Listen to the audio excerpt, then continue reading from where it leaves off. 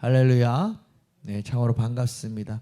오늘 이 본문의 내용은요, 우리 지난 금요일 날 안진뱅이가 일어났던 사건과 그 연장선상에 있는 내용입니다. 그래서 4장 22절에서는 이렇게 이야기하죠. 이 표적이 뭐죠? 베드로가 안진뱅이를 일으킨 표적이죠. 이 표적으로 병이 나은 사람이 40여 세나 되었더라. 그 안진뱅이의 나이가 40여 세나 되었다라는 얘기입니다. 태어나서 40여 년 동안 한 번도 일어나 보지 못했던 그 자가 예수의 이름으로, 그 이름을 믿음으로 일어났던 사건이 금요일 날 함께 나눴던 말씀입니다. 그렇다면 오늘의 말씀의 내용은 다음과 같습니다. 베드로와 요한은 날 때부터 안진뱅이였던 그 40여 세나 되는 장애인을 만났고, 그를 향해 은과 금은 내게 없거니와 나사렛 내게 있는 이것을 네게 주노니 나사렛 예수 그리스도의 이름으로 일어나 걸으라 했을 때 그 장애인은, 안진뱅이는 믿음으로 일어나 걸었습니다. 그것을 본 수많은 사람들이 베드로와 요한에게 몰려들었습니다. 그 곳은 솔로몬의 행각이라 불리는 곳이고, 그곳에 수많은 사람들은 베드로와 요한에게 몰려들었고 복음의 메시지를 전해 들었습니다. 그 복음의 메시지를 정리하면 다음과 같습니다. 예수님은 바로 하나님의 독생자 외아들이시다. 그리고 그 예수를 바로 너희가 십자가에 못 박아 죽였도다. 그러나 하나님께서는 그 예수님을 그 섭리 가운데 그렇게 죽음을 허용하신 거고, 그 예수는 사망 권세를 이기시고 부활하셨도다. 고로 이제 너희 모두는 회개하고 예수를 믿으라라고 하는 것이 바로 이 베드로의 설교의 내용의 전부였습니다. 이 내용이 바로 그 사도행전 3장의 내용입니다. 그리고 사도행전 4장에서는 스토리가 이어지는데, 여전히 사도들이, 그러니까 베드로와 요한이 솔로몬의 행각에서 복음의 메시지를 전하고 있습니다. 그때 이제 그 종교 지도자들, 예를 들어서 대제사장들이나 사두개인들이나 아니면 성전을 맡은 그 관리하는 사람들이나 뛰쳐오는 것입니다. 그러면서 베드로와 요한을 구금합니다. 잡아서 감옥에 넣습니다. 왜? 예수의 이름을 자꾸 전하고 백성들을 이렇게 흔들어 놓으니까 감옥에 넣는 것입니다. 그래서 그 이유가 이렇게 나와 있죠. 4장 2절 한번 함께 읽어볼까요? 예수 안에 죽은 자의 부활이 있다고 백성을 가르치고 전함을 싫어하여 라고 이야기합니다. 그러니까는 베드로와 요한의 설교의 핵심은 이거였어요. 예수 안에 죽은 자의 부활이 있습니다. 이게 설교의 핵심이었던 거예요. 이 말씀을 전하는 것을 너무나도 싫어하여 베드로와 요한을 구금하였습니다. 그들을 잡음에 날이 이미 저물었으므로 이튿날까지 가두었다라고 성경은 말씀하고 계십니다. 왜 예수 안에 죽은 자의 부활이 있다라고 전하는 것을 싫어하였을까요? 그것은 단순합니다. 그 종교 지도자들이 바로 그 예수를 죽였기 때문입니다. 예수를 죽인 장본인이 바로 그 종교 지도자들이기 때문에 그 예수 안에 부활이 있다라고 전하는 메시지를 듣고 사람들이 막 마음을 돌이키고 회심을 하면 자신들이 옳았든 그렇든 간에 자신들의 그 기독권이 흔들리게 되는 것입니다. 그래서 그들을 가두었던 것입니다.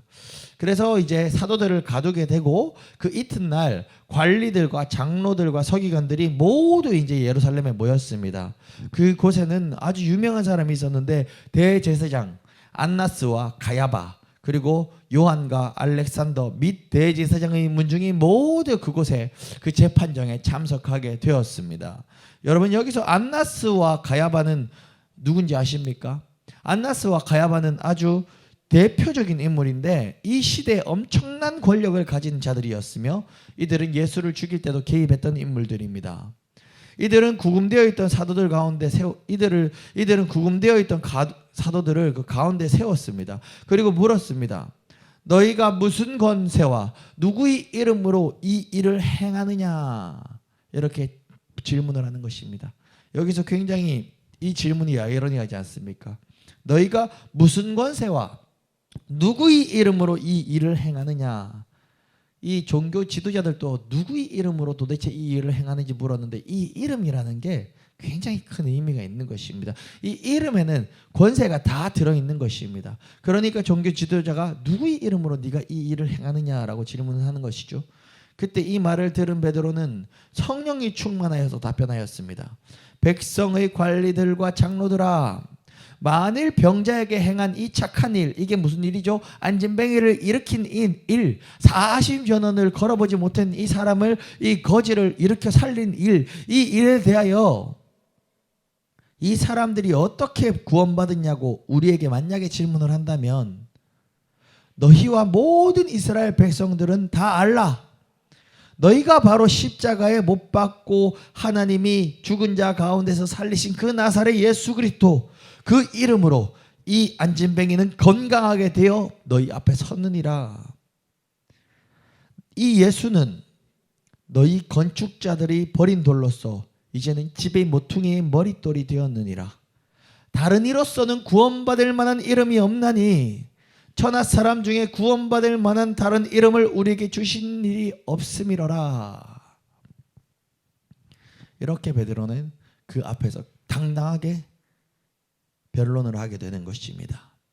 그 종교 지도자들은 베드로와 요한이 본래 학문이 없는 범인으로 알고 있다가, 여기서 학문이 없는 범인이라는 얘기는 범인이 그냥 이제 일반인이라는 뜻이에요. 이렇게 신학, 이 종교 지도자들은 평생에 신학 공부를 하고 재판권도 가지고 있고 법률도 공부하고 얼마나 평생 공부했던 사람들이 아니겠습니까? 근데 그 대제사장과 그 종교 지도자들 앞에서 따로 신학 공부를 하지 않은, 따로 법 공부를 하지 않은 이 일반인인 베드로와 요한이, 그저 그냥 어부 출신인 베드로와 요한이 그렇게 담대하게 복음을 선포하는 것을 보고 이 종교 지도자들은 깜짝 놀랐습니다. 그러고는 그 종교 지도자들은 베드로와 요한이 예수님과 함께 있었던 자들인 줄 또 알았고, 또 그것뿐만이 아니라 병 나은 사람이 그들과 함께 서 있는 것을 보고 그들은 아무 말도 할 수 없었습니다. 그래서 이들은 사도들에게 공회에서 나가라 라고 보내놓고 자기들끼리 이 상황을 어떻게 해야 되나 회의를 하기 시작하는 것입니다. 그 회의 내용이 이런 것입니다. 이 사람들을 어떻게 할까? 그들로 말미암아 이 유명한 표적이 나타난 것이 이 예루살렘에 사는 모든 사람들에게 알려졌으니 우리도 부인할 수 없는지라. 이것이 민간에 더 퍼지지 못하게 그들을 위협하고 이후에는 이 이름이 얼마나 중요한지 이들도 아는 거예요. 이 이름으로는 아무에게도 말하게 하지 말자. 이렇게 회의를 이렇게 마친 것입니다. 그렇게 얘기를 하고 회의를 마친 것입니다. 그러고는 이제 종교 지도자들이 사도들을 불러서 경고하고, 앞으로는 절대 너희가 어딜 가든지 우리가 놓아줄 테니까 예수 이름으로 말하지도 말고 예수 이름을 가르치지도 말라. 그것이 조건이다 하고 석방해 주겠다는 것입니다. 근데 그때 또 베드로와 요한은 엄청 강하고 담대하게 또 선포했습니다. 하나님 앞에서 너희 말을 듣는 것이 하나님의 말씀을 듣는 것보다 옳은가 너희도 한번 판단해 보아라. 우리는 우리가 듣고 본 것을 말하지 않을 수 없다라고 선포하는 것입니다. 그때 이 관리들, 종교 지도자들은 백성들 때문에 이 베드로와 요한을 어떻게 처벌할지 방법을 찾지 못하다가 그저 다시 너희 한 번만 더 예수 이름 얘기하면 정말 너희 사형 처할 수도 있다. 너희 조심해라. 이렇게 협박만 하고 석방하게 되는 것입니다. 성경은 말씀하십니다. 그때 관리들이 이렇게 놓아주게 되고 이들이 석방되는 이 사건을 다 보고, 이 사건을 다 보았던 많은 사람들, 모든 사람들이 이 된 일을 보고 하나님께 또 영광을 돌리게 되었다라고 성경은 이야기하고 있는 것입니다. 이것이 바로 사도행전 4장 1절에서 22절까지 내용입니다. 오늘 그렇다면 우리는 이 내용을 통해서 세 가지 하나님의 우리에게 주시는 말씀을 받길 소망합니다. 첫 번째는요, 이 모든 스토리 가운데 우리가 주목해야 될 가장 중요한 것은 바로 이 제자들의 담대함입니다. 첫 번째로 우리가 말씀을 나눌 것은 바로 베드로와 요한의 담대함입니다. 근데 여러분, 베드로가 어떤 인물인 줄 아시지 않습니까? 죽을지언정 주님을 부인하지 않겠습니다라고 그렇게 선언을 하고 약속을 하고도 베드로는 닭 울기 전에 3번이나 주님을 부인했던 연약한 인생이 아니었습니까? 그런데 베드로는 어떻게 이렇게 담대한 모습으로 공회 앞에서 복음을 선포할 수 있단 말입니까? 지금 베드로와 요한이 서 있는 이 공회는 보통 상황이 아닙니다. 요세푸스의 글에 따르면요, 대제사장의 중요성에 대해서 이렇게 기록하고 있습니다. 하나님께 제사를 드리며 율법을 보호하며 분쟁 문제를 중재하며 죄를 범한 사람을 처벌한다. 누구든 그 대제사장에게 불순종하는 사람은 바로 하나님께 불경건한 죄에 해당하는 벌을 받게 된다. 그러니까 대제사장에게 불순종하는 것은 하나님께 불순종하는 것하고 동일하게 바라보고 처벌할 수 있다는 것이에요. 그리고 지금 여기서 안나스와 가야바가 누구입니까? 안나스라는 사람은요, 그 역사상 로마 총독에 의해 임명된 첫 번째 대제사장이고요. 이 사람은 주후 6년에서 15년의 대제사장의 임무를 맡았는데 1세기에서 가장 권력이 있었던 그 대제사장의 가문의 총수가 바로 안나스입니다. 안나스가 왜 권력이 있었는지 알 수 있는가 하니까 안나스에겐 5명의 아들이 있었는데 이 5명의 아들 전체 다 대제사장을 했습니다. 이것은 없는 일입니다. 근데 가야바는 누구입니까? 가야바는 안나스의 사위입니다. 사위인데 이 가야바도 대제사장을 했고 주후 6년에서 주 18년에서 36년까지 대제사장을 했던 것입니다. 그러니까 지금 이 사도들 앞에는 안나스와 가야바 대제사장, 역대 대제사장들이 다 그 앞에 있고 안나스와 가야바가 누구입니까? 예수님을 죽이는데 개입했던 인물들입니다. 그러면 이 그 안나스와 가야바한테는 이 사도들을 죽일 권세가 없었단 말이겠습니까? 바로 있었습니다. 이 사도들의 목숨은 안나스와 가야바의 손바닥 위에 있었습니다. 그럼에도 불구하고 이 베드로는 그들 앞에서 주눅들지 않았습니다. 위축되지도 않았습니다. 오히려 그들 앞에 신문 받을 때 그때 그 신문 받고 변호할 수 있는 이 기회를 복음을 전하는 도구로 사용하기도 했습니다. 아마도 베드로와 그 요한이 성전에 잡혀서 구금되던 그날 밤 예수님께서 죽기 전에 그들에게 남기셨던 말씀이 떠오르지 않았을까 저는 생각이 됩니다. 요한복음 15장 19절에서 27절 말씀입니다. 제가 한번 읽어드리겠습니다. 너희가 세상에 속하였으면 세상이 자기의 것을 사랑할 것이나 너희는 세상에 속한 자가 아니요 도리어 내가 너희를 세상에서 택하였기 때문에 세상이 너희를 미워하느니라. 예수님이 돌아가시기 전에 제자들에게 했던 말인데 이게 지금 이 베드로와 요한의 상황과 한번 매치시켜 보시면 엄청 와닿아요. 세상이 너희를 미워하느니라. 내가 너희에게 너희는 계속 이 베드로와 요한입니다. 내가 너희에게 종이 주인보다 더 크지 못하다 한 말을 기억하라. 사람들이 나 예수를 박해하였은즉 너희 베드로와 요한 너희도 박해할 것이요 내 말을 지켰은즉 너희 말도 지킬 것이라. 그러나 사람들이 내 이름으로 말미암아 이 모든 일을 너희에게 하리니 이는 나를 보내신 이를 알지 못함이라. 그러니까 나를 보내신 이 하나님을 알지 못하기 때문에 이 세상 사람들이 나에게 했던 일을 너희에게도 할 것이다 라고 하는 것 아닙니까? 내가 와서 그들에게 말하지 아니하였더라면 그들은 죄가 없었으려니와 지금 그 죄를 핑계할 수 없느니라. 세상 사람들은 나를 미워하는 자, 그러니까 나를 미워하는 자는 또 내 아버지를 미워하느니라. 나를 미워하는 자는 바로 예수님을 미워하는 자는 하나님을 미워하는 자라는 것입니다.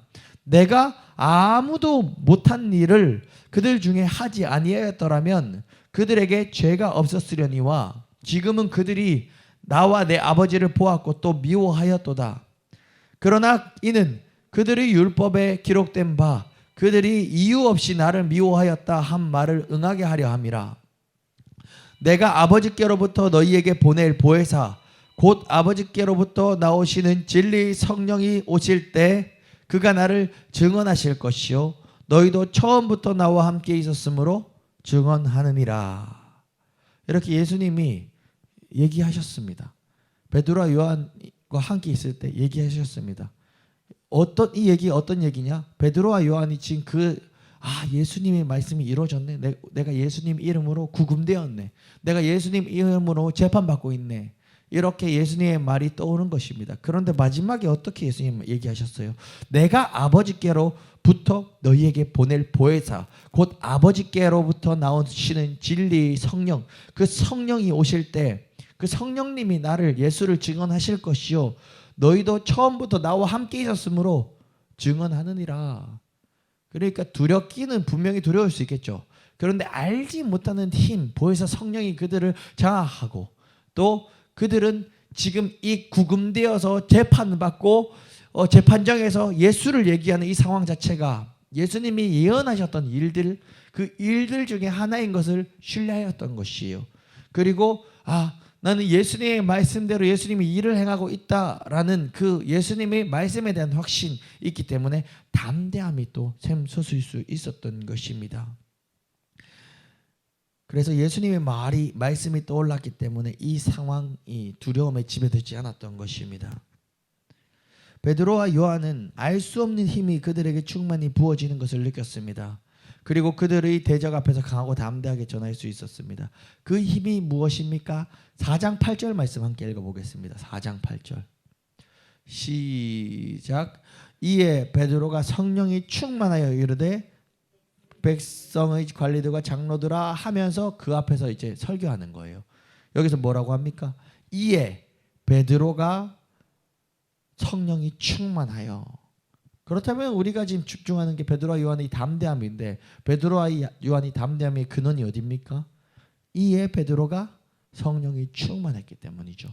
더 정확하게는 4장 31절을 한번 읽어볼까요? 시작.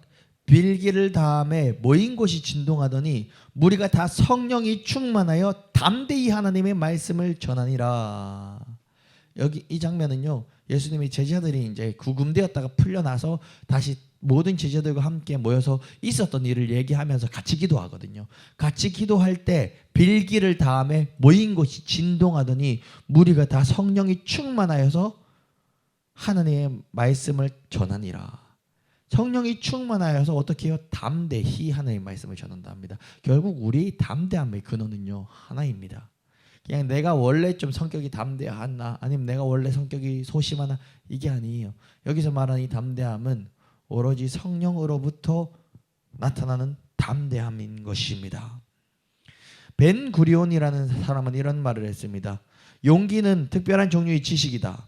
그것은 마땅히 두려워해야 할 것을 어떻게 두려워하는지를 알며 마땅히 두려워하지 말아야 할 것을 어떻게 두려워하지 않는지를 아는 지식이다. 이렇게 이야기를 했습니다. 즉 성령 충만한 자는 두려워할 자를 두려워하고 두려워하지 않아도 될 것을 두려워하지 않는 담대함이 나타나게 되는 것이 바로 성령 충만한 것입니다. 마태복음 10장 28절에서도 다음과 같이 말씀하십니다. 몸은 죽여도 영혼은 능히 죽이지 못하는 자들을 두려워하지 말고 오직 몸과 영혼을 능히 지옥에 멸하실 수 있는 이를 두려워하라 라고 말씀하고 계십니다. 저는 오늘 저와 여러분들이 성령의 충만함을 덧입어 담대함이 생기길 간절히 소망합니다. 그래서 우리가 스스로 자기 최면을 걸어 얼굴에 철판을 깔고 전도하는 것이 아니라 오직 하나님께서 부어주시는 성령의 충만함의 결과로 담대함이 나타나 복음을 담대히 전할 수 있는 자들이 되길 간절히 소망합니다. 두 번째는 간증자의 사명입니다. 오늘 사도들이 구금되어 그 종교 지도자들 앞에서 신문을 당할 때 그들 옆에 붙어있는 한 사람이 있습니다. 그 사람이 누구입니까? 맞습니다. 그 사람은 바로 그 40년간 안진뱅이였던 그 거지, 그 사람입니다. 우리 13절 14절을 함께 읽어볼까요? 4장 13, 14절입니다. 시작. 그들이 베드로와 요한이 담대하게 말함을 보고 그들을 본래 학문이 없는 범인으로 알았다가 이상히 여기며 또 전에 예수와 함께 있던 줄을도 알고 또 병 나은 사람이 그들과 함께 서 있는 것을 보고 비난할 말이 없는지라. 여기서 그들이란 말은 종교 지도자들이에요. 베드로와 요한이 담대하게 말함을 보고 야 이상하다, 베드로와 요한은 원래 학문이 없는 범인인데 이상하다, 왜 이렇게 담대하지, 이렇게 여기면서, 그리고 또라고 있죠. 또 전에 예수와 함께 있던 줄도 알고, 그리고 또가 나옵니다. 14절에 또 병 나은 사람이 그들과 함께 서 있는 것을 보고, 이렇게 세 가지가 나와요. 그러니까 종교 지도자들은 세 가지 이유 때문에 할 말이 없었어요. 첫 번째는 무슨 이유입니까? 이상하다. 왜 이렇게 얘들 담대하지? 신학을 배운 적이 없는데 이 종교 지도자들 앞에서, 재판정 앞에서 우리보다 어떻게 더 당당하게 지금 복음을 전하지? 첫 번째. 두 번째 뭡니까? 저들이 예수 그리스도가 살아 생전에 같이 다녔었던 자들이야 라는 두 번째 이유. 세 번째 이유가 무엇입니까?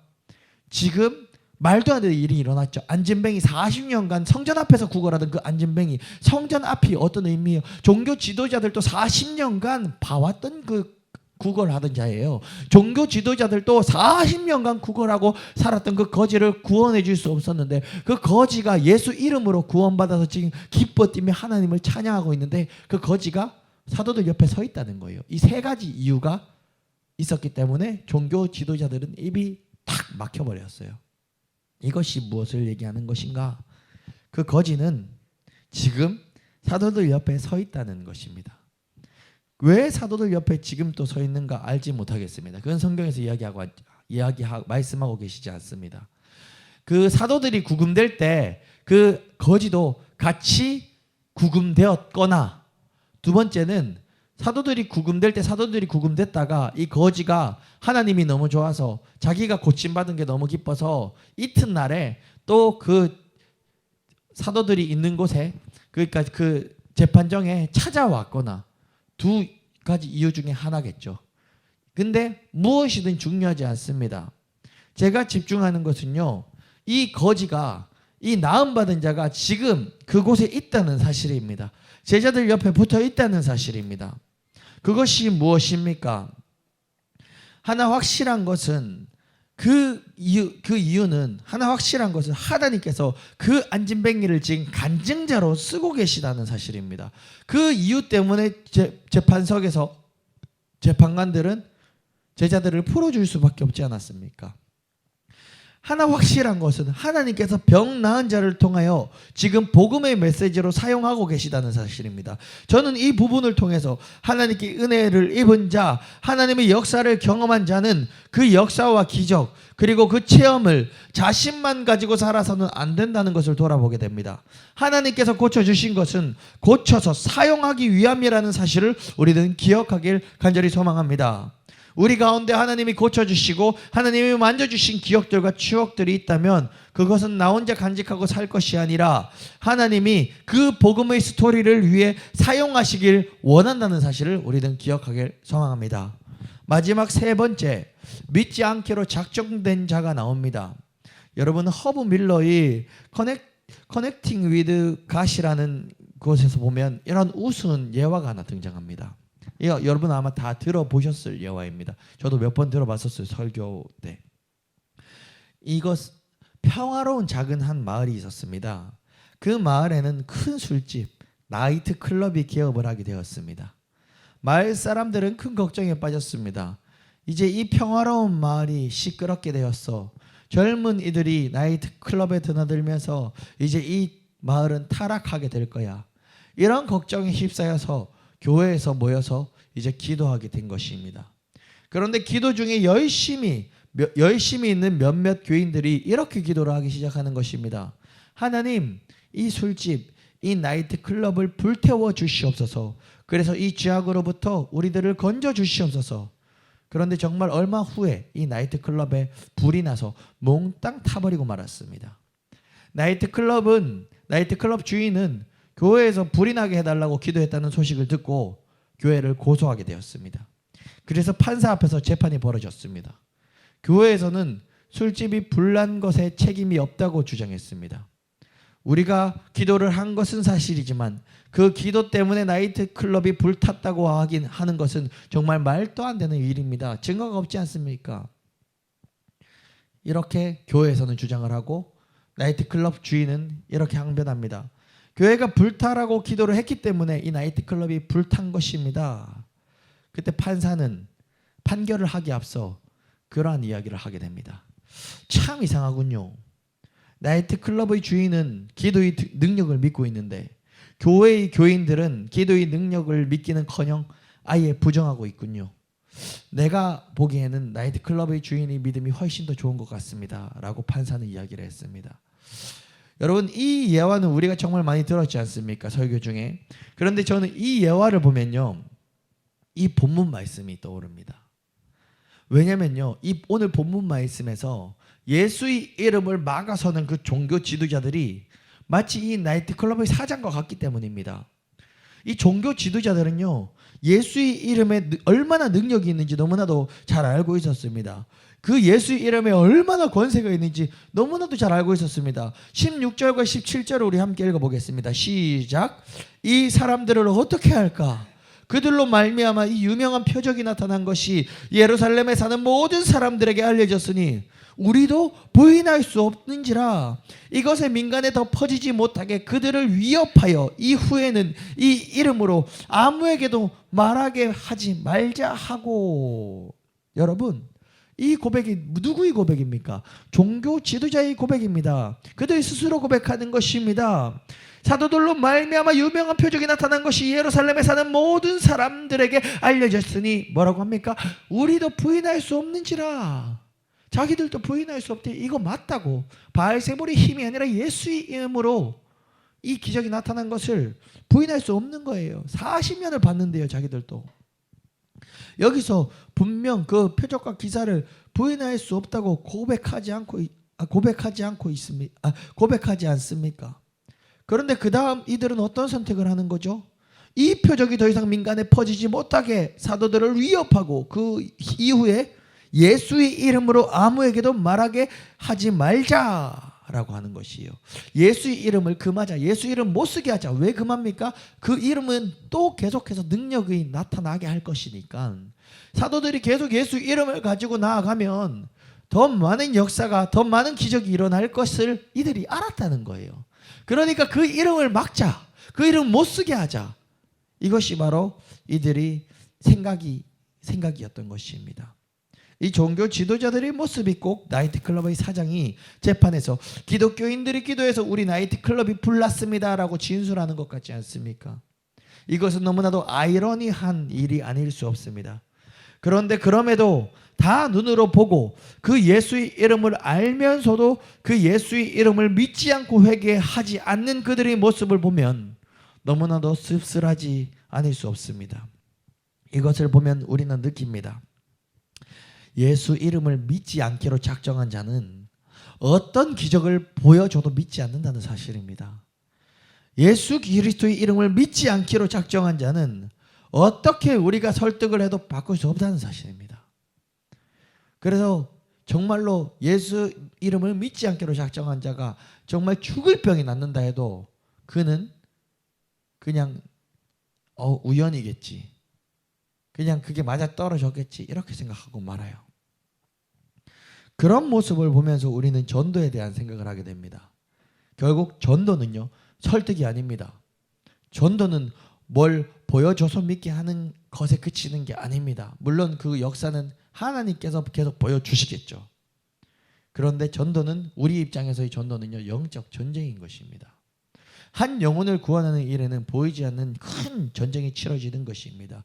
그래서 우리는 영혼을 구원하기 위해 사랑을 가지고 또 영권을 가지고 기도함으로 그 영혼을 끌어주고 도와주어야 할 것입니다. 그리고 또 우리는 이 종교 지도자들을 바라보면서 우리 자신을 돌아볼 필요가 있습니다. 마치 예화에서 나이트클럽 사장은 기도의 힘을 믿었는데 성도들은 기도해서 나이트클럽이 불탔다는 것이 말이 안 된다는 것처럼, 아이러니하게도 지금 이 말씀에서 예수의 이름을 가장 잘 믿고 있는 사람이 바로 종교 지도자들이라는 사실이에요. 그런데 그 반대로 우리는 어느덧 예수의 이름의 그 능력을 너무 믿지 않고 있지 않은지는 우리가 돌아볼 필요가 있습니다. 오랜 신앙생활로 인해 어느덧 예수의 이름이 그저 식사 기도할 때만 습관적으로 부르게 되는 이름이 아닌지 우리 돌아볼 필요가 있습니다. 여러분, 그 이름은, 예수의 이름은 40년 된 안진뱅이를 일으킨 이름입니다. 그 이름은 지옥 백성을 천국 백성으로 만들어준 이름입니다. 그 이름은 사망 권세 이기시고 부활하신 이름입니다. 그 이름은 우리를 죄와 사망과 저주와 지옥에서 건져 영원한 천국 영생을 주신 이름입니다. 오늘 이 시간 그 이름을 찬양하고 우리 모두 그 이름을 높이길 간절히 소망합니다.